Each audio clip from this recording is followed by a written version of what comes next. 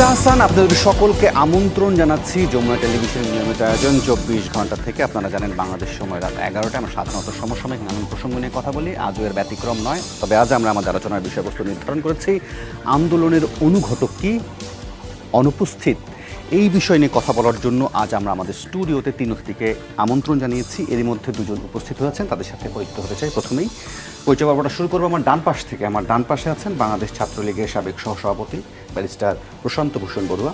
প্রশান্তদা, আপনাকে স্বাগত জানাচ্ছি আমাদের 24 ঘন্টায়। এছাড়াও এই আলোচনায় স্বাগত জানাতে চাই গণসংহতি আন্দোলনের প্রধান সমন্বয়কারী জনাব জুনায়েদ সাকি। সাকি ভাই, আপনাকেও স্বাগত। আশা করছি কিছুক্ষণের মধ্যে এই আলোচনায় এসে উপস্থিত হবেন আন্তর্জাতিক বিষয়ক উপদেষ্টা জাতীয় পার্টির চেয়ারম্যানের জনাব মশরুর মাওলা। তিনি আশা করছি কিছুক্ষণের মধ্যে এসে হাজির হবেন। তবে যেহেতু আপনারা দুজনই আছেন, তাহলে আপনার দুজনকে নিয়ে আলোচনাটা শুরু করতে চাই। প্রথমেই যদিও আমরা বলছি যে আন্দোলনের অনুঘটক কি, অনুপস্থিত কিনা সে বিষয় নিয়ে আলোচনা করবই, তবে প্রথম দিকেই যদি প্রশান্তদা আপনার কাছে একটা ছোট্ট করে একটা বিষয় জানতে চাই, তারপরে মূল আলোচনা ঢুকে যেতে চাই। ধরেন অনেক সময় ধরেই তো বলা হচ্ছে, আসলে ধরেন একে তো সাবেক দুটি বিশেষ বাহিনীর প্রধান, পুলিশ এবং সেনাপ্রধানের বিরুদ্ধে ওঠা নানান অভিযোগের কারণে এমনিতেই অস্বস্তির কথা শোনা যায়, যে আওয়ামী লীগের মধ্যে এক ধরনের অস্বস্তির কথা শোনা যাচ্ছে। কিন্তু এর মধ্যে আবার আজ লক্ষ্য করলাম যে দলীয় সংসদ, বিশেষ করে আপনাদের আনোয়ারুল আজিম হত্যাকাণ্ডের ঘটনায় দেখছি দলের অনেক নেতাকর্মী জড়িত এবং আটকের খবর মিলছে। মানে আওয়ামী লীগ আসলে হচ্ছেটা কি? এরকম একটা ঐতিহ্যবাহী দলে নানান ধরনের সংকট নিজ দলের মধ্যে, বিশেষ করে আপনি যদি উপজেলার দিকেও খেয়াল করেন, কি হচ্ছে আসলে আওয়ামী লীগের মধ্যে? ধন্যবাদ। আমার অত্যন্ত প্রিয়ভাজন সহ আলোচক সাকি, আমরা বিশ্ববিদ্যালয়েও একসাথে সময় পার করেছি।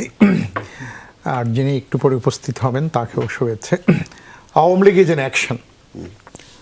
আওয়ামী লীগ পুরো অ্যাকশনে আছে। এটি গণতন্ত্রের অ্যাকশন, উন্নয়নের অ্যাকশন এবং আগামী বাংলাদেশের অ্যাকশন, যে বাংলাদেশটি আমরা পেতে চাই। সাকি, আমরা সবাই মিলে, অনেকে মনে করে যে আমরা প্রতিপক্ষ, আসলে সত্যিকার অর্থে প্রতিপক্ষ নই, আমরা সহযোগী প্রতিপক্ষ।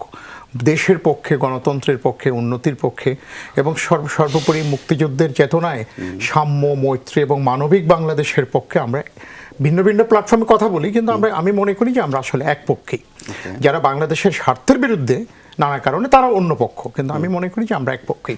লক্ষ্য করে দেখবেন ট্রাম্পের বিরুদ্ধে কিন্তু রীতিমতো ফৌজদারি মামলা শুরু হয়েছে, রায়ও হচ্ছে এবং ওনার জেলও হতে পারে, ইতিপূর্বেও জরিমানা হয়েছে। হান্টার বাইডেনের ছেলের বিরুদ্ধে কেউ কি বলেছে রিপাবলিকান পার্টিকে যে আপনারা কি বিব্রত? ট্রাম্পের বিরুদ্ধে তো ফৌজদারি মামলা, তার উপর তো যে ঘুষের বিবরণগুলো। ডেমোক্রেটিক পার্টিকে কি বলছে যে হান্টার বাইডেন যে মিথ্যা কথা বলে লাইসেন্স নিল? এগুলো বলছে না। বরিস জনসনের বিরুদ্ধে মামলা হয়েছে, ফাইন হয়েছে, কেউ কিন্তু টরি পার্টিকে এটি বলছে না। বেনজির সাহেব এবং জনাব আজিজ সাহেব কিন্তু আওয়ামী লীগের কোনো সদস্য ছিলেন না, প্রাথমিক সদস্যও না। তারা চাকরি পেয়েছেন 88 সালে, আরেকজন আরও আগে ওই সময়ে এরশাদ সাহেবের আমলে চাকরি করেছেন, বিএনপির আমলে করেছেন, আবার আওয়ামী লীগের করেছেন, আবার বিএনপির আমলে করেছেন, তত্ত্বাবধায়ক সময় চাকরি করেছেন। ওনারা যে আওয়ামী লীগের আমলে চাকরি পেয়েছেন বিষয়টি তা না, সব সরকারের চাকরি পেয়েছেন। অপরাধগুলো হয়েছে কোন সময়? রাইট, অপরাধগুলো ধরেছে কোন সময়? কোন সময় ধরেছে? এই যে এখন যে দুদক কাজ করছে, এখানে নির্বাহী বিভাগের ফাংশন এখনো আসেনি, আসার কথাও না।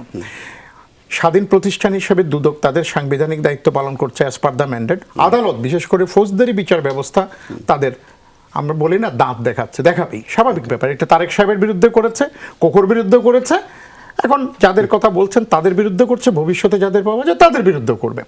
প্রশ্ন হচ্ছে আওয়ামী লীগ কার্পেটের নিচে ময়লা লুকিয়েছে কিনা? না।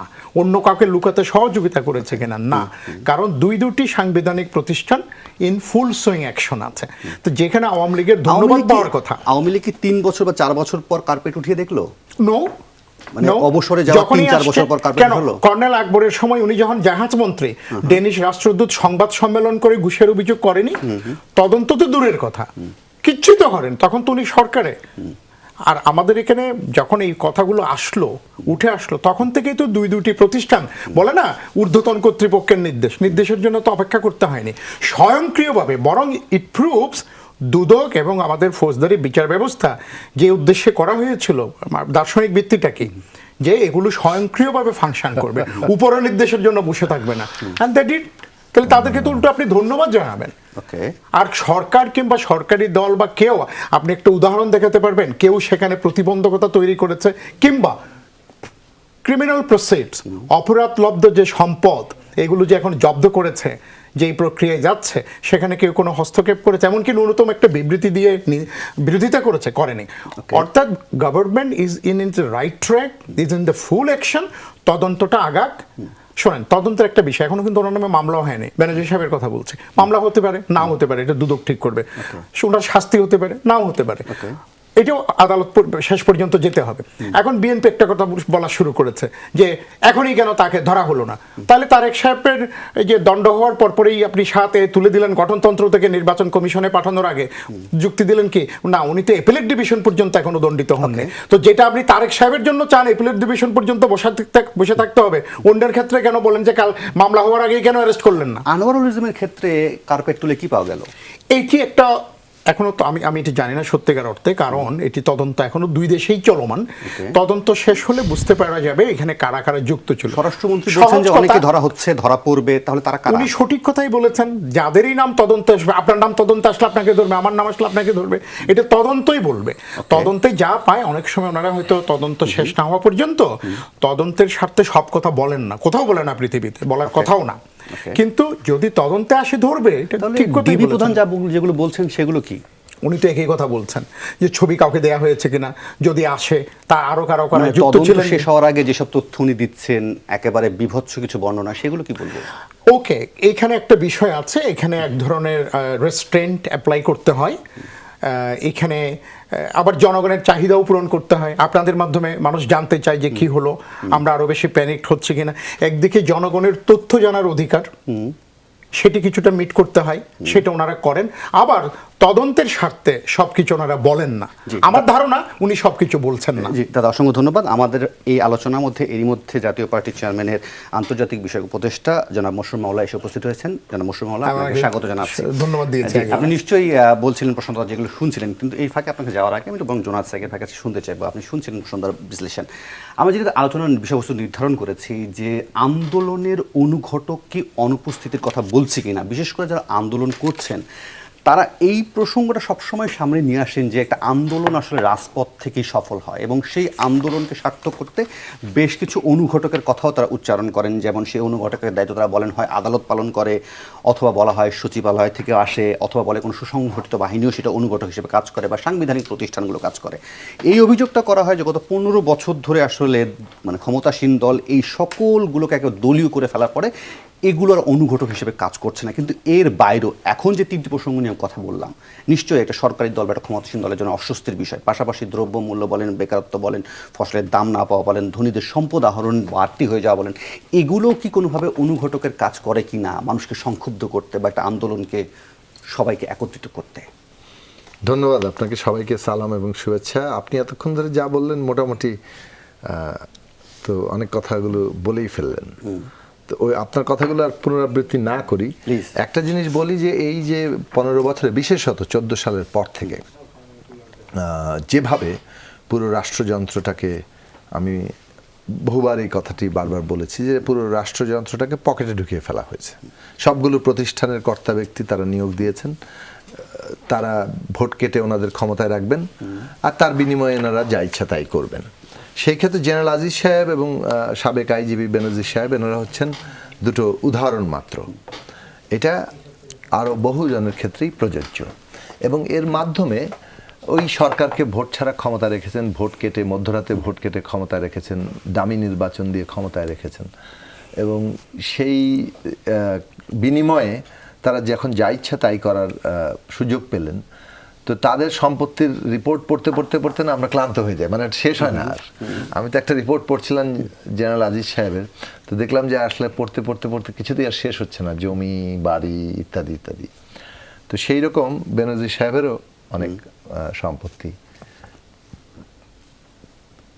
এখন দেখা যাচ্ছে যে এই যে এনারা 14 সালে ডিএমপি কমিশনার, তারপরে র্যাবের মহাপরিচালক, তারপরে পুলিশের আইজিপি 22 সাল পর্যন্ত এই পুরো 3টি গুরুত্বপূর্ণ পোস্ট হোল্ড করেছেন।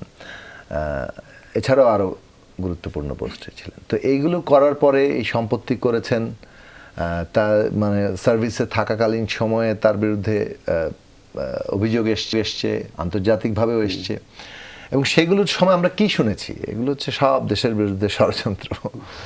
তো এখন আমরা দেখলাম যে না, তিনি অনেক দুর্নীতি করেছেন, জেনারেল সাহেব অনেক দুর্নীতি করেছেন, এবং সেই জায়গাতে তারা এই সম্পদটা তৈরি করেছেন। এখন এগুলো সংবাদ মাধ্যমেই আসছে, এমনকি সরকারও খুব বেশি এখন আর অস্বীকার করছে না, খালি বলছে ওনারা আমাদের কেউ না। আচ্ছা, আপনি রাষ্ট্রের গতিমুখটা দেখেছেন? মানে দেশের দুটো গুরুত্বপূর্ণ প্রতিষ্ঠান বিজিবি এবং সেনাবাহিনী, তার দুটারই প্রধান ছিলেন জেনারেল আজিজ সাহেব। দেশের গুরুত্বপূর্ণ প্রতিষ্ঠান র্যাব এবং পুলিশ, দুটারই প্রধান ছিলেন বেনজির সাহেব। তারপরে ধরুন সংসদ, মানে আনার সাহেবের কাহিনী দেখলে একটা আন্তর্জাতিক চোরা কারবারি নেটওয়ার্কের সদস্য। ওনার মর্মান্তিক মৃত্যু কারোরই কাম্য না, সেটা একটা আলাদা প্রসঙ্গ, এটার বিচার আমরা চাই। কিন্তু ওনার মৃত্যু অনেকগুলো তথ্য আমাদের সামনে আছে যেটা রাজনীতির বিষয় হয়ে উঠেছে, যে একজন সংসদ সদস্য, তিনি আন্তর্জাতিক চোরা কারবারি নেটওয়ার্কের সদস্য, এবং তার বিরুদ্ধে 21টি মামলা ছিল, ইন্টারপোলের ওয়ান্টেড ছিলেন, এবং সেই 21টি মামলা আওয়ামী লীগ 2009 সালে ক্ষমতায় আসার পর থেকে সবগুলো মামলা একে একে উনি খারিজ করিয়ে নিতে পেরেছেন। ঠিক একই সময়ে যখন বিরোধী দল অন্যতম প্রধান বিরোধী দল বিএনপি চেয়ারপারসন বেগম খালেদা জিয়ার নামে একটা মামলা দিয়ে তাকে 5 বছর, তারপর আবার হাইকোর্টে গিয়ে 10 বছর বানিয়ে দেওয়া আছে। এই যে বৈপরীত্যটা, সেটা খেয়াল রাখলেই বোঝা যাবে যে ওনারা কার নামে কি বলেন আর কি। ওনাদের কাজ জায়েজ করার জন্য সবসময় বিরোধী দলের নিয়ে আসেন, কিন্তু আমরা দেখতে পাচ্ছি যে এই একই সময়ে ওনারা আবার একজনকে 21টি মামলায় খারিজ করিয়ে তারপর তাকে এমপি মনোনয়ন দিচ্ছেন, যিনি আসলে আন্তর্জাতিক চোরা কারবারি নেটওয়ার্কের সদস্য হিসেবে আগেও মানুষ তাকে ভাবে জানতো, এবং এই সময় পুরো কাল ধরে জানে। তো এখন এইটাই যখন বাস্তবতা, এই বাস্তবতা, তারপর ধরুন এই 4 জন সংসদ সদস্য জড়িত মালয়েশিয়াতে আমাদের গরিব মানুষকে পাঠানোর নাম করে রক্ত শুষে নিয়ে কত, মানে 20-25 হাজার টাকা, কোটি টাকা, হাজার কোটি টাকা তারা নিলেন। এই যে জায়গাটা, এবং বাজারটাও ধ্বংস হচ্ছে, শ্রম বাজারটা। আমি তথ্য বেশি দিব না, এইটা হচ্ছে রাষ্ট্রের একটা গতিমুখ তৈরি করছে। এই গভর্নমেন্ট তার পলিটিক্যাল পাওয়ারটা টিকিয়ে রাখার জন্য প্রতিষ্ঠানগুলোকে ব্যবহার করছে, এবং এই ধরনের সুবিধা দিয়ে প্রতিষ্ঠানের যে মর্যাদা সেটাকে খাটো করে তাকে কলঙ্কিত করছে। তাহলে কার শক্তি? দেখুন, জেনারেল আজিজ কিন্তু ব্যক্তি, আবার তিনি যখন সেনাপ্রধান হন তো পুরো সেনাবাহিনীকে জড়িয়ে ফেলেন, এবং সেনাবাহিনীর মর্যাদাকে উনি প্রশ্নবিদ্ধ করেন। এই জায়গাটাতে করছে কি কারণে? করছে হচ্ছে পলিটিক্যাল পাওয়ারটাকে ব্যবহার করছে তাদেরকে দিয়ে, এবং তাদেরকে এই অসুবিধাগুলো দিচ্ছে। এখন বলেন যে তারা কেন তাহলে আওয়ামী লীগ তাদের বিরুদ্ধে এখন কেন করছে, মানে অর্থাৎ তাদের বিরুদ্ধে এখন সম্পত্তি মামলা ইত্যাদি হইচই উঠছে, আওয়ামী লীগ কেন সেটা ঠেকাচ্ছে না? আওয়ামী লীগ কিন্তু একসাথে দুই কাজ করছে। তাদের সব এতটাই দুর্নীতি করেছেন যে কিছুটা বেরিয়ে গেছে। এখন বেরিয়ে যাওয়ার পর তো আর ঠেকানো যাচ্ছে না। আওয়ামী লীগ এখন একটা করতে পারে, এখনও বেনজির সাহেব এবং আজিজ সাহেবকে রক্ষা করতে পারে, এবং পুরো দস্তুর এগুলো সব ভুয়া এটা বলতে পারে। সেটা বললে পাবলিক দেশে বিদেশে এটা বিশ্বাস করবে না। ফলে তারা যেটা করছেন যে না না, তাদের বিরুদ্ধে মামলা চলছে, এরকম একটা ভাব, আমরা তাদেরকে ডিফেন্ড করছি না, আমাদের আমলে ধরা পড়ে এবং মামলাও হয়। কিন্তু তলে তলে কাহিনীগুলো দেখেন, বেনজির সাহেবের যখন সমস্ত এই খবরাখবর আসলো, তারপরে দুদক তার বিরুদ্ধে তদন্তে নামলো, তারপরে উনি আদালতে ক্রোকের আগেই উনি তার সমস্ত টাকা সরিয়ে নিতে পারলেন, নাম্বার 1। নাম্বার 2, উনি নিজে পরিবার সমেত এয়ারপোর্টের মধ্যে দিয়ে ইমিগ্রেশন সমস্ত পার হয়ে উনি বিদেশে চলেও যেতে পারলেন। এটা বাংলাদেশে আর কারো পক্ষে সম্ভব হবে? সরকার, উনি যে বললেন খুব বড় গলা করে খুব সরকার কিছু করছে, স্বরাষ্ট্রমন্ত্রী বললেন উনি জানেন না, অথচ এয়ারপোর্ট দিয়ে কোনো একটা কিছু যেতে হলে ইমিগ্রেশন তাকে চেক করে। তাহলে এই যে জেনারেল আজিজ সাহেবের বিরুদ্ধে কি ব্যবস্থা গ্রহণ করা হচ্ছে আমরা একটু জানতে চাই। কেবল আমি যেটা বলতে চাইছি যে আপনি অনেক আওয়াজ তুলছেন, প্র্যাকটিক্যালি ওনাদের বিরুদ্ধে কোনো ব্যবস্থাই হচ্ছে না। কারণ এই সরকার এখনো যারা সার্ভিসে আছেন তাদের কাছ থেকে যদি আবারও ভবিষ্যতে ভোট কেটে ক্ষমতায় থাকার নিশ্চয়তা চান, সুতরাং এইটা তাদের ব্যবস্থা নিলে মেসেজটা যাবে যে ভবিষ্যতে আমরাও ডিজাউন্ড হব, এইটাতে তারা মানতে চাইবে। তাহলে আমি আপনার কথা পরিষ্কার, কিন্তু আপনার কাছে আবার ফিরে এসে প্রারম্ভিক আলোচনা শুনলাম, কিন্তু ফিরে এসে আবারও সেই একই জায়গাতে আন্দোলনের বিষয়ে একই জিনিসই জানতে চাইবো। কারণ মানে হচ্ছে কি, ধরেন আপনারা যখন বলেন যে আসলে এই অনুঘটকগুলো আদালত থেকে শুরু করে সচিবালয় থেকে শুরু করে সাংবিধানিক প্রতিষ্ঠানগুলো যখন দলীয়করণ হয়ে যায়, তখন আসলে এই প্রশ্নটা তৈরি হয়ে যায় যে আসলে এই সাংবিধানিক প্রতিষ্ঠান, কিন্তু একসঙ্গে তো এটাও আছে যে মাঠে একদল সুসংগঠিত সংঘবদ্ধ রাজনৈতিক জোট আছে, ক্ষুব্ধ মানুষ আছে। তাহলে এই অনুঘটকগুলো কি সেগুলোর থেকে বেশি শক্তিশালী হতে পারে না? মানে আমি জনগণের কথা বলি, সকল উৎস যদি জনগণ হয়, সেই সংক্ষুব্ধ জনগণ কি এই যে অনুঘটকগুলোর কথা বলি সেগুলোকে কি নিষ্ক্রিয় করতে পারে না, সেটা শুনতে চাইবো। একটু অপেক্ষা একটু অপেক্ষা শুনতে চাইবো নিশ্চয়ই। আমি তাহলে একটু মাসুর মৌলা বিশ্লেষণটা শুনতে চাই। আপনি শুনবেন নিশ্চয়ই যারা তারা বলছিলেন, সেগুলো নিয়ে খুব বেশি হয়তো আপনার আপত্তি থাকবে না, কিন্তু তারপর বলতে চাই জাতীয় পার্টি কি এভাবেই মানে কখনো সরকারি দলের সাথে সরকারি, কখনো অভিমানে করে মানে বিরোধী, এইভাবেই কি জাতীয় পার্টি থাকবে, নাকি জাতীয় পার্টি তার অবস্থানটা রাজনীতির মাঠে স্পষ্ট করবে? থ্যাংক ইউ, সবাইকে ধন্যবাদ। জাতীয় পার্টির আমার তো মনে হয় আপনার গত 2 দিন আগে একটা ইয়ে দেখেছেন সংসদে, আমাদের মুজিবুল হক চুন্নু, আমাদের সেক্রেটারি জেনারেল, উনিও কিন্তু আওয়াজ তুলেছিলেন অ্যাবাউট বেনাজির সাহেব এবং জেনারেল আজিজ, যে উনি ডিজি থাকা অবস্থায়, র্যাবের ডিজি থাকা অবস্থায় উনি প্রাইভেট সার্ভিস দেখিয়ে পাসপোর্ট নিয়ে কীভাবে উনি দেশ ছেড়ে উনি যেতেন। তো আমরা আমাদের যেটা রাজনীতি বা পার্লামেন্টে যেটা বলা উচিত, আমরা কিন্তু সেই জায়গায় কিন্তু আমরা স্পষ্ট কিন্তু ক্লিয়ার করি, যেটা একটা বিরোধী দল হিসেবে যেটা করা দরকার সেটা করছি। এখন আপনি বলতে পারেন যে আমরা এখন সংখ্যায় অনেক কম, তো সংখ্যা যেহেতু কম, এই জন্য আমাদের আওয়াজটা পার্লামেন্টে খুব একটা বেশি দেখা যাবে না। তার মধ্যে কিছু আছে সুবিধা পার্টিকে, সুবিধা দলও কিছু আছে আমাদের দলের ভিতরে। আমি অলওয়েজ এই জায়গাটা ফেয়ার থাকি সবসময়, যে আমার দলের লোক দেখে আমি হাইড করে যাব না। আমাদের দলের ভিতরেও আছে কিছু সুবিধাবাদী, কিছু এমপি আছেন, এবার যারা এমপি হয়েছেন সরকারের ব্লেসিংসে হয়েছেন, বিকজ তারা মুখ খুলবে না, তারা মুখ খোলেন না। তো মুখ খুলেন কে? আমাদের চেয়ারম্যান, আমাদের সেক্রেটারি জেনারেল, এছাড়া মুখ কেউ খোলেন না, এটা সত্য কথা। তো যেটুকু বলার, যেটুকু আমাদের চেয়ারম্যান বলে যাচ্ছেন, কিন্তু তারপরে অ্যাক্টিভিটিস আপনি যেটা বলেন এখন, এটা আমি নিজে একটা হাসি আসছে এখন আমার, সেটা হলো যে আমাদের এমপি সংসদে ধরেন আপনি মনে হয় আপনি বলছেন সংসদে মানে সংসদে আপনাদের সেক্রেটারি জেনারেল বা মহাসচিব বলেন, মানে যখন আমি এই পোস্টারটার দিকে তাকাই, ধরেন এই পোস্টারটার দিকে তাকাই যেখানে আপনাদের মুজিবুল হক চুন্নুর কথা বলছিলেন, সেখানে লেখা আছে জাতীয় পার্টি মনোনীত আওয়ামী লীগ সমর্থিত। তিনি দাঁড়িয়ে যখন সংসদে মানে সমস্যা মানে সমালোচনা করেন, মানে বিশ্বাস হতে চায়। আসলে দেখেন, এই জায়গায় একটা কথা বলি, এই পোস্টার শুধু আমাদের মুজিবুল হক চুন্নুর না, অনেকের আছে। এই পোস্টার আমাদের জাতীয় পার্টির প্রতিটা ক্যান্ডিডেট এগেইনস্টে হয়েছিল। এখন কথা হলো কি, এই পোস্টার আমরা ছাপাইনি। এখন যদি ধরেন আমার দলের ভিতরে যদি কিছু যদি থাকে সরকারপন্থী লোক থাকে, তারা যদি এই দুষ্টু কাজ করে থাকে, সেটা দায়িত্ব তো আমাদের মহাসচিব নেবেন না বা আমাদের ক্যান্ডিডেট নেবেন না।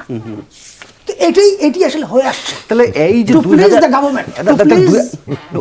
2009 সাল থেকে আওয়ামী লীগের সাথে জাতীয় পার্টির কি লাভ হয়েছে? মানে 2009 সাল থেকে তো 2024 জাতীয় পার্টি তো দীর্ঘদিন আওয়ামী লীগের সাথে, জাতীয় পার্টি কি লাভটা হচ্ছে? দেখেন, জাতীয় পার্টির পলিটিক্যালি যদি বলেন, জাতীয় পার্টির কোনো বেনিফিট বড় জাতীয় পার্টির লস হয়েছে গভর্নমেন্টের সামনে থেকে। তারপরও থাকতে চায় জাতীয় পার্টি, তারপরে থাকতে চাই বলে না। এখন আপনি ভালো করেই জানেন, তৃতীয় শক্তি আছে, চতুর্থ শক্তি আছে, পঞ্চম শক্তিও আছে, যারা জাতীয় পার্টিকে বাধ্য করেছে ইলেকশনে আসার জন্য। আমাদের সঙ্গে অনেক ধরনের নাটকও হয়েছে, আমাদেরকে যেমন ধরে দাওয়াত দিয়ে সকালবেলা পার্টি অফিসে নিয়ে যাওয়া হয়, কারণ সেটা বলবো না, আমাকে সহ নিয়েছে দাওয়াত দিয়ে। যাওয়ার পরে দেখি আমাদের পার্টি অফিসে ঘেরাও। কেন ঘেরাও? নির্বাচনে যাইতে হবে, বিকজ আমাদের ম্যানিফেস্টো আমরা ডিক্লেয়ার করিনি তখন পর্যন্ত। That was the last day ম্যানিফেস্টোকে ধরে রাখার। সেদিন পর্যন্ত আমাদেরকে জোর করে নির্বাচনে নিয়ে যাওয়ার জন্য যখন মানে এই প্রেসার করা হয়, তখন তার মানে বুঝতে বাকি থাকে না যে কারা। অবশ্যই ওই যে বললাম, তৃতীয় শক্তি, চতুর্থ শক্তি, পঞ্চম শক্তি আছে, তারাই বাধ্য করেছে নির্বাচনে যেতে হবে। এবং আমাদেরকে ওই কমিটমেন্টটা দেওয়া হলো যে ফেয়ার নির্বাচন হবে। তো ফেয়ার নির্বাচন যদি হয়, সেটা উত্তর থেকে তাহলে তো এইভাবে তো আমাদের নির্বাচন আসতে পারে না। আমাদের ক্যান্ডিডেট ধরেন টোটাল 287 জনের মতন ক্যান্ডিডেট আমাদের রেডি ছিল। তো তার মধ্যে থেকে হঠাৎ করে ডিক্লেয়ার আসলো যে 26 জন ক্যান্ডিডেটকে কনফার্ম করা হয়েছে। তো সেখান থেকে আসলে 9 জন, কিন্তু অথচ এগুলা কিন্তু আমরা কিন্তু ওরকম কোনো আন্ডারস্ট্যান্ডিং যাইনি, এটা গভর্নমেন্টের তরফ থেকে এগুলো ডিক্লেয়ার হয়েছে। তাহলে আমি এই অংশে একটু বিরতি নেই, বিরতির পর নিশ্চয়ই এই প্রসঙ্গ নিয়ে আলোচনা করব। পাশাপাশি অল্প সময়ের ব্যবধানে ভারতের নির্বাচন তো হয়ে গেল, সেই নির্বাচন নিয়ে তো আমরা অনেক ধরনের আলোচনা করছি। একটা আলোচনা খুব বেশি পরিমাণ শুনছি যে ভারতের ব্যুরোক্রেসি দিন শেষে এসে তারা তাদের আসল অবস্থান দেখেছে, যে দিন শেষে দেশ আগে। সেটাও যদি একটু বাংলাদেশ পার্সপেক্টিভে নিয়ে এসে তুলনা করি যে আমাদের এখানে আসলে কি হচ্ছে, বাংলাদেশের বাস্তবতাটা কি, সেটা যদি সময় দেন সেই বিশ্লেষণটা করবো। তবে তার আগে নেব ছোট্ট একটা বিরতি, ফিরছি একটু পর। আবার আমন্ত্রণ 24 ঘন্টায়। জুনায়েদ সাকি, যে প্রসঙ্গটি আসলে বিরতির আগে রেখে গিয়েছিলাম, নিশ্চয়ই এর আগের আলোচনা থেকে যদি আপনি কিছু যোগ করতে চান নিশ্চয়ই করতে পারবেন, কিন্তু সদ্য হয়ে যাওয়া ভারতের নির্বাচন মানে কেন আমরা এত গুরুত্ব দিয়ে দেখছি, বিশেষ করে যখন প্রশ্নটা উঠছে এরকম যে সেখানকার যারা নির্বাচন কন্ডাক্ট করলো তাদের দিকে অনেকেই শুরু থেকে বলার চেষ্টা হয়েছিল যে বাংলাদেশের মতো এক ধরনের, কিন্তু দিন শেষে তো এসে দেখা গেল যে আসলে উভয় পক্ষই খুশি। আমরা যদি আমাদের বাস্তবতার সাথে মেলাই তাহলে এই নির্বাচন থেকে আমরা কি শিক্ষা পেলাম? ধন্যবাদ আপনাকে। দেখুন, ভারতের নির্বাচনের ক্ষেত্রে আপনি যদি দিল্লির মুখ্যমন্ত্রী অরবিন্দ কেজরিওয়ালের কথা বক্তৃতাগুলো দেখেন, তিনি কিন্তু ভারতে যে একটা কর্তৃত্ববাদী একনায়কত্ব সুলভ একটা অবস্থা মানে গেড়ে বসছে কিংবা এটার একটা উত্থান ঘটতে যাচ্ছে, সেরকম একটা ঝুঁকির মধ্যে ভারত আছে। এটা সরাসরি রাজনৈতিক নেতা হিসেবে বক্তৃতায় বলেছেন, আরও কংগ্রেস নেতা রাহুল গান্ধী থেকে শুরু করে বাকিরা সবাই বলেছেন। সবাই একটা কর্তৃত্ববাদের উত্থানের ঝুঁকি দেখেছিলেন, এবং সেটা যদি 400 মানে সংখ্যাগরিষ্ঠ কিংবা 2/3 সংখ্যাগরিষ্ঠতা পায় মানে এনডিএ জোট বিজেপির নেতৃত্বে, তাহলে সেটা এবার আর ঠেকানো যাবে না, এরকম একটা জায়গা। উদাহরণ দিতে গিয়ে কিন্তু রাশিয়া, বাংলাদেশ, পাকিস্তানের কথা এনেছেন। পুতিন যেভাবে রাশিয়াতে বিরোধী দলের নেতাদেরকে জেলে ঢুকে কিংবা কখনো কখনো হত্যার অভিযোগ আছে, 87% ভোট পেয়ে যাচ্ছে। বাংলাদেশে শেখ হাসিনা যেভাবে বিরোধী দলের নেতাদেরকে জেলে ঢুকিয়ে নির্বাচন করে নিচ্ছে। পাকিস্তানে ইমরান খানের দলের কি করা হলো, প্রতীক কেড়ে নেওয়া হলো, দল কেড়ে নেওয়া হলো।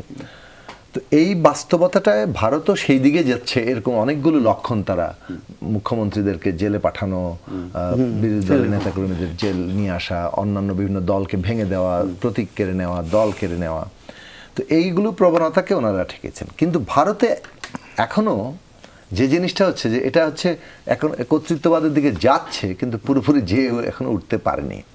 ফলে ভারতের অবস্থাটা হচ্ছে যে একটা ন্যূনতম নির্বাচন আছে যেখানে মানুষ ভোট দিতে পারছে।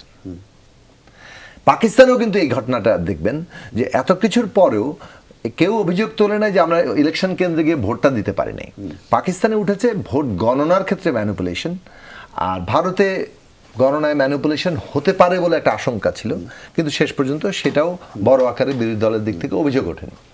তাহলে দেখা যাচ্ছে যে মানুষ ভোট দিতে পারছে এরকম তাবৎ কিছুর মধ্যেও, এবং সেটা গণনা হয়েছে, ফলাফল প্রকাশিত হয়েছে। তাহলে আপনি দেখা যাচ্ছে মানুষের বিক্ষোভ, আন্দোলন, এটা কোনো একটা মানে কিছুতে গিয়ে শেষ হতে পারছে, সেখানে একটা পরীক্ষা নিরীক্ষা হচ্ছে। যেমন নির্বাচন, বাংলাদেশে এই নির্বাচনটি তো তুলে দেওয়া হয়েছে। এখানে নির্বাচন মানে আমি আর ডামি, অথবা মধ্যরাতে অথবা বিনা প্রতিদ্বন্দ্বিতায় নির্বাচিত ঘোষণা।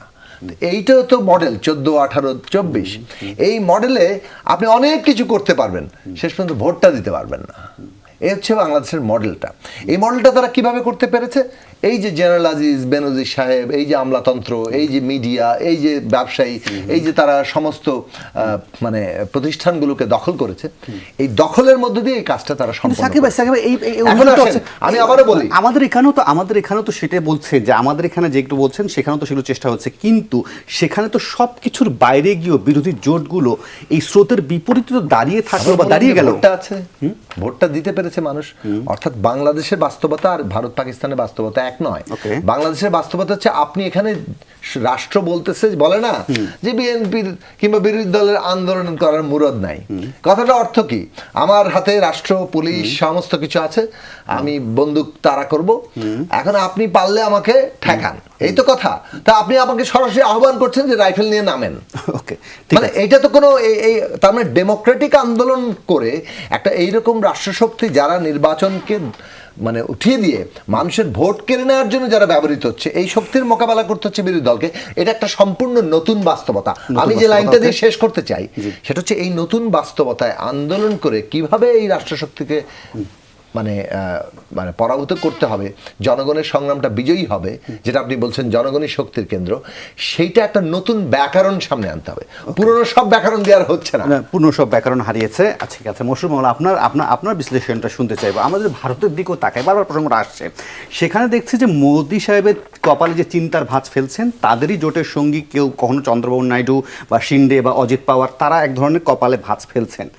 আচ্ছা, বাংলাদেশেও তো এই সরকারের সাথে আপনারা জোটে আছেন, এখানে তো দেখি না যে আপনাদের কারণে ক্ষমতাসীনরা চিন্তার ভাঁজ থাকে, আপনারাই বরং সারাক্ষণ চিন্তার ভাঁজে নিয়ে পড়ে থাকেন। এটাই কি জাতীয় পার্টির রাজনীতি? শুনেন ওই যে আর একটা ছোট যোগ করে যেটা বলছিলেন ন্যূনতম নির্বাচনটাও থাকলো না, আপনি কি তাই মনে করেন? দেখেন সাকিব ভাই কিছুক্ষণ একটা কথা বললো না যে বিরোধী দলের আন্দোলন করার কোনো মুরাদ নাই। কেন মুরাদটা নাই? Because Sarkar all the instruments তার হাতে, অল দ্য উইংস তাদের হাতে। So, এখন আমরা রাস্তায় নেমে আন্দোলন করে আর এখন পর্যন্ত সেই এরশাদ আমাদের এই যে ওই সময়টা 89-90-তে যখন এরশাদ পতন করেছিল যেটা আমাদেরকে, ওইটি একমাত্র আন্দোলন সাকসেসফুল হয়েছিল বিকজ সব দল একসঙ্গে ছিল। এরপরে আমার মনে হয় না যে কোনো দল রাস্তায় আন্দোলন করে জ্বালাও পোড়াও করে সাকসেসফুল হয়েছে, এটা আসলে কিন্তু হয় নাই। এটা অলওয়েজ আপনার হলো ইন্টারন্যাশনাল কমিউনিটির একটা, যেটা বললে আমরা তৃতীয় শক্তি, সে তাদের একটা ইয়ে থাকেই, ইনভলভমেন্ট থাকে। সেই ইনভলভমেন্ট ছাড়া কোনো দিন আজ পর্যন্ত আন্দোলনে কেউ সফল হতে পারে নাই। আর আপনি যেটা বলছেন যে ইয়ের কথা যেটা বললেন যে ভারতের জোটের কথা, ভারতের জোটের কথা বলছেন, দেখেন ভারত হলো ওয়ার্ল্ডের মধ্যে one of the biggest Democratic country এখন পর্যন্ত। এখন তার মধ্যে this is the first time আমরা দেখেছি মোদি এই যে কন্টিনিউ করছেন। তো মোদি উনি যে কন্টিনিউ করছেন সেই হিসেবে আমাদের এখানে একটা ইনভলভমেন্ট, যদি এখন বলি বাংলাদেশ জিও পলিটিক্স অনুযায়ী মোদি যদি থাকে তাহলে আমাদের এখানে একটা প্লাস পয়েন্ট, মানে আমাদের এই গভর্নমেন্টের একটা প্লাস পয়েন্ট একটা আছে। ঠিক সেরকম বিএনপিও চাচ্ছে মনে মনে যে এটা এই গভর্নমেন্ট মানে মোদি গভর্নমেন্টে কন্টিনিউ না করে, অন্য কংগ্রেস যেন আসে। তো সেটার একটা ইয়ে আছে। তো চিন্তার ভাঁজ আপনি যেটা বললেন, আমাদের তো আসলে আমাদেরকে যেভাবে এখন রেখে দেওয়া হয়েছে, যেটা বলা হয় এটা ওয়ান চায়না পলিসি, এটা এখন হচ্ছে ওয়ান আওয়ামী পলিসি। আর একটু সহজ করি, ধরেন চন্দ্রবাবু নাইডুর কথা বলতেছি বা শিন্ডের কথা বলছি বা অজিত পাওয়ারের কথা বলছি, তারা তো সরকারের সাথে বা মোদির বিজেপির সাথে তো দেন দরবার করতে পারে বা তাদের দাবি দাওয়া আদায় করতে পারে বা তাকে ছেড়ে যাওয়ার মতো হুমকি দিতে পারে। সেই জায়গায় বলছি যে আপনারাও তো একটা সময় জোট করেছেন, জোটে থেকেছেন, একসঙ্গে সরকার করেছেন, কোনো সময় তো দেখিনি যে আপনারা আসলে শাসক দলকে সেভাবে তাদের সাথে দেন দরবার করতে পেরেছেন একটা পলিটিক্যাল পার্টি হিসেবে। দেখেন দেন দরবার কেন করতে পারি নাই, প্রথমেই হলো কি জানেন, আমাদের দলের মধ্যে এখানে 3-4টা বিভক্ত করে রাখা হয়েছে, এই সরকারই করেছে এটা। যখন দেখছে যে আমাদের চেয়ারম্যান, যখন এটা এরশাদ সাহেবের আমল থেকে এটা হয়েছে, যখন দেখছে এরশাদ সাহেব স্ট্রং, এরশাদ সাহেব অন্য রাস্তা হাঁটছেন, তখন দেখা যাচ্ছে ওনার ওয়াইফকে কনভিন্স করে নেওয়া হচ্ছে, ওনাকে দিয়ে একটা গেম খেলানো হচ্ছে। ঠিক সেই রকমই এখন যেটা হয়েছে যে এরশাদ সাহেব মারা যাওয়ার পরে জিএম কাদের যখন নেতৃত্ব নিলেন, তখন এটা সরকার বুঝেছে যে জিএম কাদেরকে আটকানোর মতন তেমন কোনো ইনস্ট্রুমেন্ট নাই গভর্নমেন্টের হাতে, যার কারণে তখন উনি গেম খেলছেন উইথ দিস, এই আমাদের যারা এখন পার্লামেন্টারিয়ানসরা আছেন, দলের যারা লোকজন আছেন, এদের দিয়ে খেলাটা খেলছে। তো এদের দিয়ে যদি খেলে, আপনি হয়তো জানবেন কিছুদিন আগে এই নির্বাচনের পরপর আমাদের সো কল্ড একটা জাতীয় পার্টি একটা বের হলো, যেটা হলো রওশন সাহেবের নেতৃত্বে। এদের কোনো এখতিয়ার নাই কোনো কাউন্সিল করার, বিকজ লাঙ্গল হলো জিএম কাদেরের ইয়েতে এটা করা। এখন তারা কিন্তু ইলেকশন কমিশনে তারা একটা চিঠিও দিয়েছিল কিন্তু, যে লাঙ্গলটা জিএম কাদের পাবে না, লাঙ্গলটা পাবো আমরা। আপনার কথা আমি বুঝতে পেরেছি, মানে আগে জাতীয় পার্টি নিজের গৃহ বিবাদ ঠিক করুক, পরে রাষ্ট্রীয় বিবাদে যাবে। না না না না না না না না, এটা আমি যেটা বোঝাতে চেয়েছি সেটা না। আমি যেটা বোঝাতে চেয়েছি, আপনি বলেছেন যে আমরা কেন পারছি না, আমরা পারছি না রিজন হলো এখানে আমাদেরকে নিয়ে এভরি টাইম খেলা হচ্ছে, খেলে খেলে আমাদের দলটাকে দুর্বল করা হয়েছে। নাকি আপনার খেলায় অংশ নেননি, নাকি দেখে নিয়ে খেলানো হয়েছে? খেলায় অংশ, শুনেন, খেলায় অংশ আমরা কি করে নেব বলেন? ইচ অ্যান্ড এভরি টাইম আমাদের নিয়ে আমাদের দল ভাঙার যদি একটা সরকার প্রক্রিয়া করে, আপনি একটা মজার জিনিস শুনবেন, আমি আপনাকে বলি, জিএম কাদের হলো না না না, এই জায়গায় বলতে কথা অনেক ভাঙার চেষ্টা হয়েছে। না ঠিক আছে, শুনেন, জাতীয় পার্টি এত ঠুনকো হয়ে যায়, ঠিক করে ভেঙে যায়। আমি জাতীয় পার্টির কথা আপনাকে বলি না, আমি আপনাকে না একটু বলতে হবে আমাকে। জি, জিএম কাদের হলো জাতীয় পার্টির চেয়ারম্যান, ঠিক আছে? বঙ্গভবন থেকে দাওয়াত পায়, চেয়ারম্যান হিসেবে কে জানেন? রওশন এরশাদ, সেক্রেটারি হিসেবে কাজী মামুন, আর জিএম কাদেরকে দেওয়া হচ্ছে লিডার অফ দ্য অপোজিশন। তাহলে তার মানে কি জাতীয় পার্টি নিয়ন্ত্রণ করছে কি সরকার? আগে নিজের একত্রিত হওয়া উচিত। যাই হোক, আপনি জানি না আপনি কি বলবেন জনাব প্রশান্ত ভূষণ, আপনার বিশ্লেষণটা কীরকম হবে? নির্বাচনটাকে কি একেবারেই আপনার তুলে দিলেন নাকি? শোনেন, ভারতের প্রসঙ্গ তো করলেন, আইরনিটা কি, যারা বাংলাদেশে সাম্প্রদায়িক রাজনীতি করেন, ফেনী পর্যন্ত ভারত হয়ে যাবে বলেন শান্তি চুক্তি করলে, আওয়ামী লীগ ক্ষমতায় আসলে মসজিদ থেকে উলুধ্বনি হবে বলেন, সাবাস বাংলাদেশ করে এক হাতে কোরআন গীতার গল্প জুড়ে দেন, এই লোকগুলো আবার ভারতে অসাম্প্রদায়িক রাজনীতি চান, ব্রিটেনে আমেরিকায় সেকুলার রাজনীতি চান। That is the irony. আর একটি জিনিস আপনি যে একটু দেখেন যে ভোটে কম হয় কেন, ওই যে বললেন যে নির্বাচনটা তুলে দিলেন, আপনি শোনেন বিএনপি নির্বাচনে গেলে কি হতো, কিছু লোক তাদেরকে ভোট দিতে যেত, আর কিছু লোক বিএনপিকে ঠেকাতে যেত। এখন ভোট কম হয় কেন, যেহেতু বিএনপিতে ইলেকশন নাই না, আসে নাই মানুষ। এই 20% মানুষ যারা বিএনপিকে ঠেকাইতে যেত, ওরা মনে করে আর যেই নির্বাচিত হোক বিএনপি তো হচ্ছে না, সেই বর্গীর দল হারমাদের দল তো আসতেছে না, এদের বাদ দিয়ে আর যে কেউ হোক, ওই 20% ঘুমায় আপনার টক শো দেখে, সাকির টক শো দেখে, হ্যাঁ নাটক দেখে, এই 20% চিন্তা করছে বিএনপি ছাড়া আর যে কেউ আসুক, ওই বর্গীর দল যাতে না আসে, জাতীয় পার্টি আসুক, অন্য কেউ আসুক, আওয়ামী লীগ আসুক, স্বতন্ত্র, এই যে 62 জন স্বতন্ত্র হয় না, 20 ভাগ ভোট দিয়ে 100 ভাগের দেশ চলছে, 20 ভাগ ঠেকাইতে যেত আর 20 ভাগ ভোট দিতে যেত। দাবি অনুযায়ী, না, আপনি আমাকে উল্টা বলছেন। আমি বলছি 20 ভাগ ঠেকাইতে যেত, আবার বিএনপিকেও ভোট দিতে যেত 10 ভাগ, 30 ভাগ, আর অলরেডি 42 ভাগ গেছে, তাহলে 72 ভাগ হয়ে যেত। তাহলে আপনি আর 28 ভাগ হয়তো ভোট দিতে যেত না, বিভিন্ন কারণে কোথাও যায় না।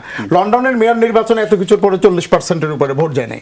আচ্ছা, আর ভারতের যে কথা বলছেন শোনেন, ভারতের যে কোনো জাতীয় ইস্যুতে সমস্ত রাজনৈতিক দল এক হয়েতে 1 মিনিটও লাগে না। এই যে রাশিয়ার থেকে যে সস্তায় তেল কিনলো, আমেরিকার রক্তচক্ষু উপেক্ষা করে সব দল এক হয়ে গেল।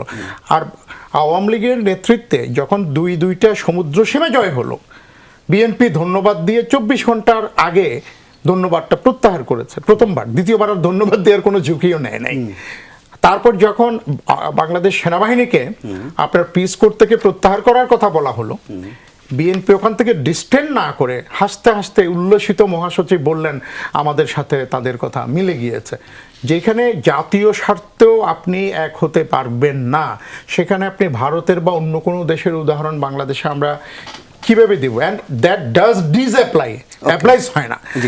এই কারণেই আপনাকে এটা বলছি। ওকে, তাহলে আমি একটু সময় দেন, একটা বিরতি নিই, বিরতির পর এসে বাকি আলোচনা করি। জি, আর একটা ফর্মুলা আছে। জি, ছোট্ট একটা বিরতি, ফিরে একটু পর এটা শেষ করতে পারি না।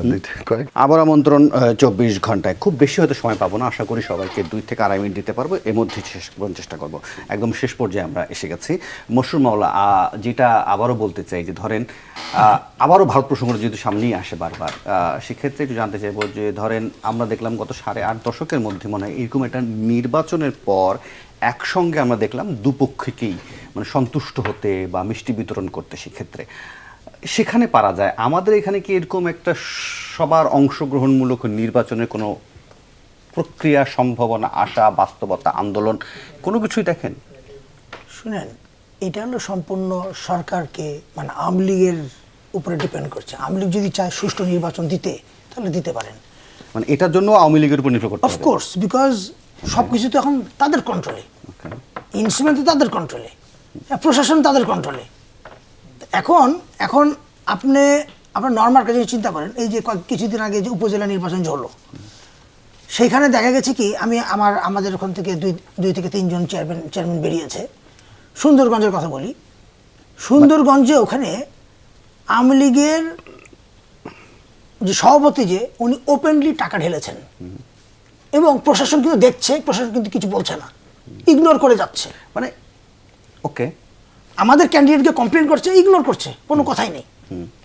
লাস্টে কি হলো, ডিসি অফিসে গিয়ে আমাদের লোকজন ঘেরাও করে বসে থাকলো যেন ভোটটা উল্টিয়ে না দেয়, এবং উল্টানোর একটা প্রক্রিয়া চালাচ্ছিল তারা। সো এখন হয় কি, এই 15 ইয়ার্স প্লাস এখন তো হয়ে গেছে, এখন হয়ে গেছে কি, এখন সরকার এখন যেভাবে সাজিয়ে নিয়েছে তাদের ইয়েটা, এখন ভেরি ডিফিকাল্ট সুষ্ঠু নির্বাচন আনা এবং গণতন্ত্র ফিরিয়ে আনা বা রাজনীতিকে ফিরিয়ে আনা। It's difficult. জাতীয় নির্বাচনের এমন তিক্ত অভিজ্ঞতার পরও আপনারা উপজেলা নির্বাচন কেন গেলেন? দেখেন, হয় কি, এটা তো হলো রুট লেভেল যারা রাজনীতি করে তাদেরও কিছু আশা থাকে যে যদি নির্বাচন করে যদি আসতে পারি, একটা তাদের থাকে, যদি এলাকার সেবা যদি করতে পারি, একটা সবের একটা এই আশা থাকে। এখন যদি আমরা আমাদের প্রার্থী 3 থেকে 4 জন এসেছিল, তার মধ্যে থেকে তিনজনই আমাদের পাশ করেছে। ওখানে হস্তক্ষেপ করেনি বলে পাশ করেছে, হস্তক্ষেপ করলে পাশ করতো না। হস্তক্ষেপ মানে মানে যে আকারে হস্তক্ষেপ, যেমন প্রশাসনের যেভাবে হস্তক্ষেপ, সেই হস্তক্ষেপ করতে পারে নাই।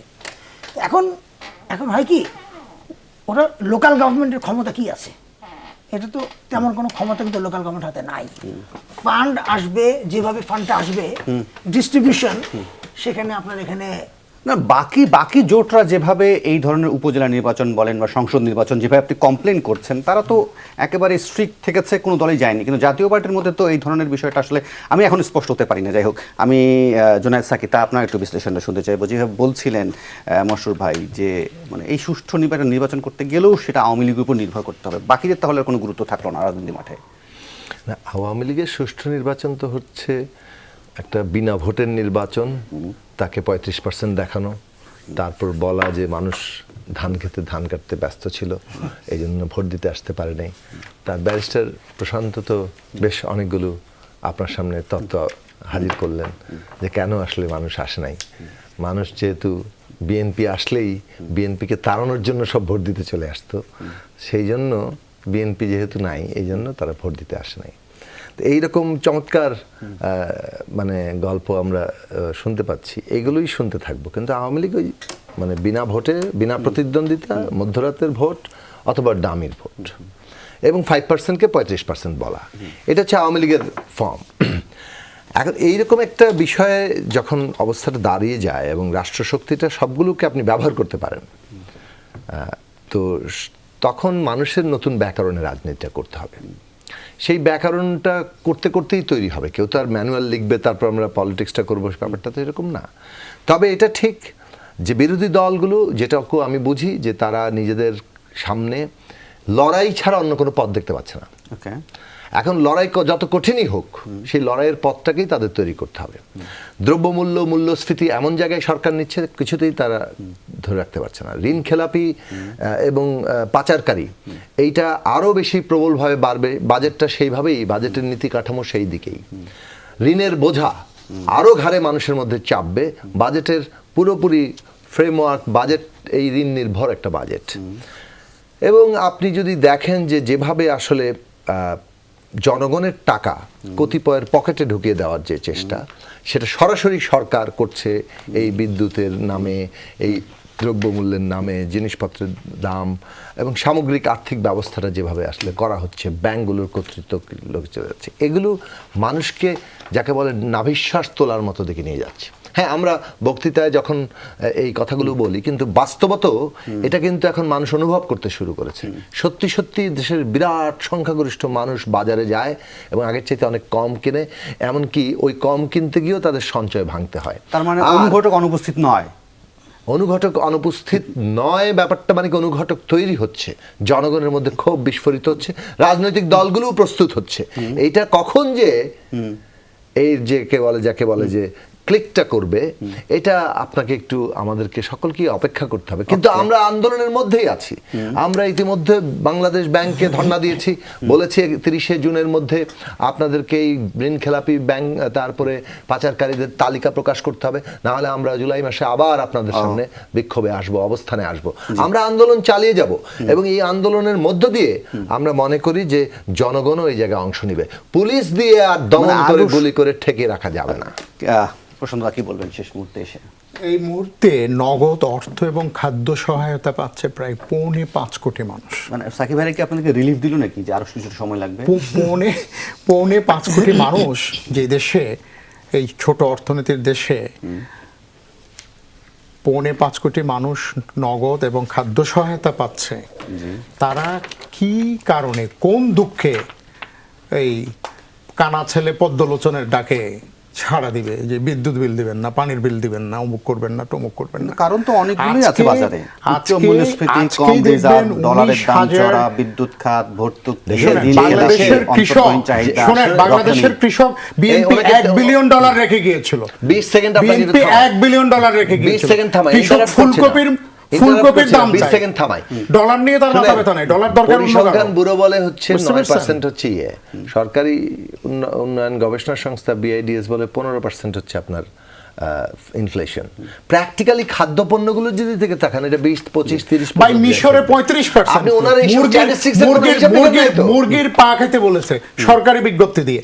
আজকে আপনি বলছেন একদিনে 67% গ্যাস বিদ্যুতের দাম বেড়েছে আপনার ইস্ট লন্ডনে ব্ল্যাক আউট থেকে বাঁচানোর জন্য। 34% ক্রেডিট কার্ড ভাঙছে 3 বছর ধরে শুধু খাবার কেনার জন্য। আজকে এই ঝামেলা নাই কোথায়? কথা হচ্ছে বাংলাদেশ আওয়ামী লীগের সরকার কোথায় লন্ডন এটাকে আছে, আমেরিকা আছে? আপনাকে ঠিকমতো এটাকে ফেস করতে পারছে কিনা। শোনেন, আজকে করোনার সময় ভারতের মতো বড় দেশে লাশ দাফন করতে পারে নাই, নদীতে ফেলে দিয়েছে। বাংলাদেশ সাকসেসফুলি মোকাবেলা করেছে। এই ধরনের অনেক সাকসেস স্টোরি বলবো। শুধু আজকের দিনটা দেখেন, 19,000 মানুষ নতুন করে বাংলাদেশ রাষ্ট্রের মানবিক দিকের ছোঁয়া পেয়েছে। কারো বয়স 70 বছর, কারো বয়স 65 বছর, এবং তারা হাত তুলে যখন আজকে দোয়া করলো, এর থেকে বড় মানবাধিকার হয়নি যে 62 বছর জীবনে মানুষের ঘরের কোনায় থেকেছে, বারান্দায় থেকেছে, আজকে নিজের ঘর পেয়েছে। And this is Awami League. আমরা এই কারণেই বলছি Awami League is defined not by the challenges but the challenge responses it does make. বিরোধী জোটগুলো তো সেটাই বলছে যে আপনারা এত ভালো কাজ করেছেন, এই ভালো কাজের মধ্যে একটা ভালো একটা নির্বাচন দিলে নিশ্চয়ই তো আরো বেশি পারবে। ঠিক আছে, আমি যেহেতু ভালো এই কাজ নির্বাচনে করে- তো দিয়েছে, আপনি আসেন নাই কেন? শুনুন, Look, আর শোনেন, না, এটা আরেক debate, ভালো কাজ এটা আরেক নির্বাচনে debate, না আসেন এসে না, ঘরে আসতে বসে দেননি, থাকবেন। এটা আরেক debate। No, এটা আরেক debate। নির্বাচনে এত ভালো না কাজ করে এসে আপনি বিনা ঘরে বসে প্রতিদ্বন্দ্বিতায় থাকবেন। আজকে শেষ করি, আপনি- আজকে দাদা শেষ করি, আজকে শেষ করি, আপনি আরেকদিন আলাপ করবো, আজকে শেষ করি। এই ছিল 24 ঘন্টা, কাল আবার দেখা হবে, ভালো থাকবেন। শুনেন,